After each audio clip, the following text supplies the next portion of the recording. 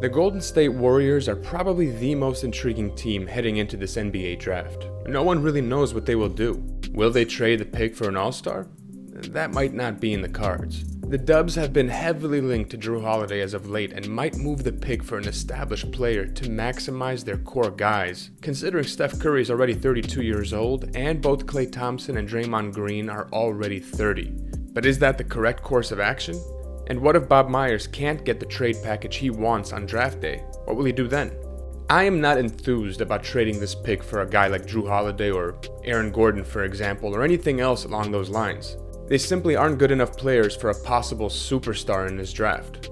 I think the sensible thing to do is either pick the best player available at number 2 or trade down if there's a prospect Bob Myers likes outside the consensus top 3 draft prospects normally discussed.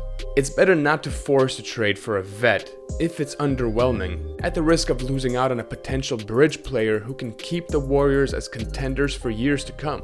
In this video, I will give a legit case why LaMelo Ball and Tyrese Haliburton will be the best options for the Warriors at that number 2 spot, or if they trade down a bit. We will also break down why Onyeka Okongwu, in my opinion, may be the better option over James Wiseman, not only in the short term, but years down the line if Bob Myers decides he wants a center. But before we jump into it, if you enjoyed this video, subscribe and hit the like button, and remember to turn on the bell notification so I could keep getting new content out to you. Also, feel free to leave a comment on who you think the Warriors should target in this year's draft, if they end up keeping the pick or trading down. I will be responding to most people's comments the first few days the video is up. Okay, let's jump right in. Anthony Edwards is a prospect a lot of fans like at the number 2 spot. He does have a lot of potential and can play alongside the Splash Brothers while serving as a secondary or third ISO bucket getter. Also, he already has what looks like an NBA-ready body. I am just not too convinced by him as someone who will be a perennial all-star down the line. He had poor efficiency in college, and I can envision him being a streaky shooter in this league. And there are a lot of questions about his defensive ability and his motor. Maybe the Warriors culture is the perfect place for him to develop, but I find he has too many question marks to select him at that number 2 spot. Now I know that LaMelo Ball apparently hasn't interviewed well, and there likely are executives who are still concerned about his family history and antics, despite the fact that LaMelo Ball has stayed out of trouble. Also, the Warriors may be looking for a big man right now and may not want to draft a point guard who needs the ball in his hands. I think the Warriors needing a big man right now is something that could be solved in free agency. I know James Wiseman is a prospect who would fit that need and has been heavily rumored to be drafted by the Warriors if they keep that pick. But what will he really be next year that they can't go out and get on the mid-level exception? Fit should not be the reason they draft Wiseman. Drafting for fit is the classic mistakes executives make. They need to draft based on potential, on who they think will be the best player 5 years from now. Now look, I get it when people say Wiseman may be the best of both worlds. A guy who's a good fit all the while being that bridge player. He has the potential to develop into a ball-handling, three-point shooting giant. But not everyone is convinced he will reach that potential, and we simply haven't seen him prove himself enough considering he's only played 3 games and hasn't been tested by good competition. It kind of feels like it's mostly potential and not such a sure thing like when Joel Embiid or Karl Anthony Towns were coming into the draft. Drafting him feels risky. To me, this is a boom or bust prospect. To be honest with you, if Bob Myers insists on drafting a center, I think there's a better prospect at that position, which I'll go over later in the video. I think that the Golden State Warriors should target either LaMelo Ball or Tyrese Haliburton. Both guys the Warriors can have more confidence in, not only to become the best players out of all these prospects by the end of their rookie contracts, but also valuable contributors next season, and here's why. Let's start with LaMelo Ball. This kid is a playmaking 6'8" guard who may very well still be growing with high basketball IQ and, unlike his older brother, through-the-roof confidence. It's true he needs the ball in his hands far more than the Warriors will allow, but his elite court vision and sheer size will allow him to play in many different lineups on the offensive side. The kid has elite ball handling, great body control, and is a very instinctive, creative, and imaginative playmaker. Ball has the instincts and size to affect the game on the glass as well, as he showed scouts by averaging 8 rebounds per game in Australia playing against grown men. Imagine how deadly he will be once he fills out that 6'8" body and becomes more consistent. Ball will be a nightly triple-double threat, and I could realistically see him becoming a perennial all-star that the Warriors culture can groom to become that bridge player.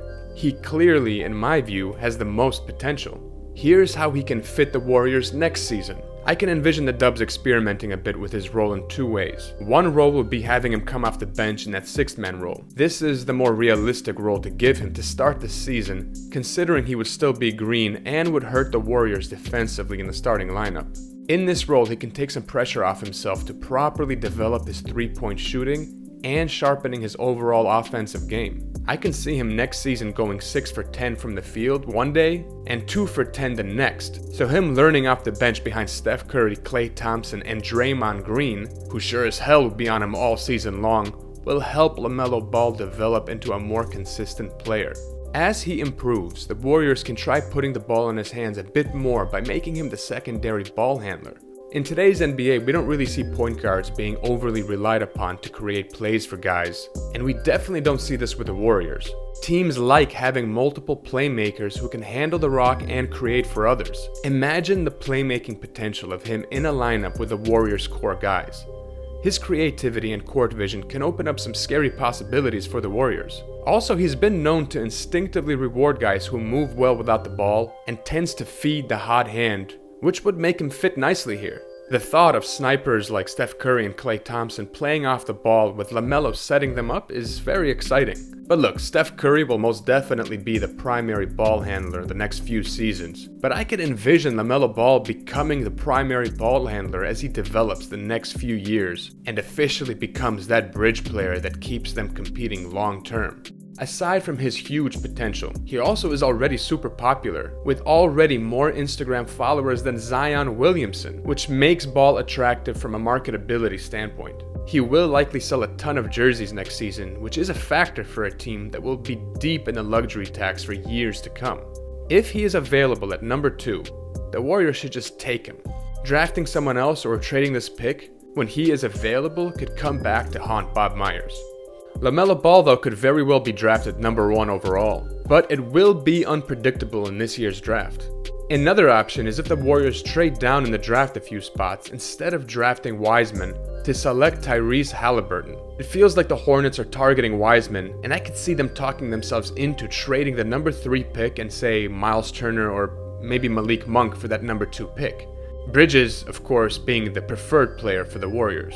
This would be a great move by Myers. Bridges and even Monk could turn into solid contributors for many years, and the Warriors can still select a prospect at that number 3 spot who may very well turn into that bridge player. After trading down, the Warriors should draft Tyrese Haliburton. I truly think that Tyrese Haliburton might very well be one of the best players, if not the best player in this draft when it's all said and done. He has made massive improvements in his sophomore year. Haliburton is a tall 6'5" point guard with a long wingspan of 6'9" and great court vision. He is a versatile player which is in demand in today's game and can play many different roles. Haliburton is super efficient from the field and as a three-point shooter, as his efficiency in his 2 college seasons never dipped below 50% from the field and 40% from downtown. As a point guard, he also rarely turns the ball over and is solid defensively while being an above-average rebounder at his position. He also projects as a good locker room leader as he develops. I think he will need to improve his isolation game in addition to adding some strength and weight to his frame,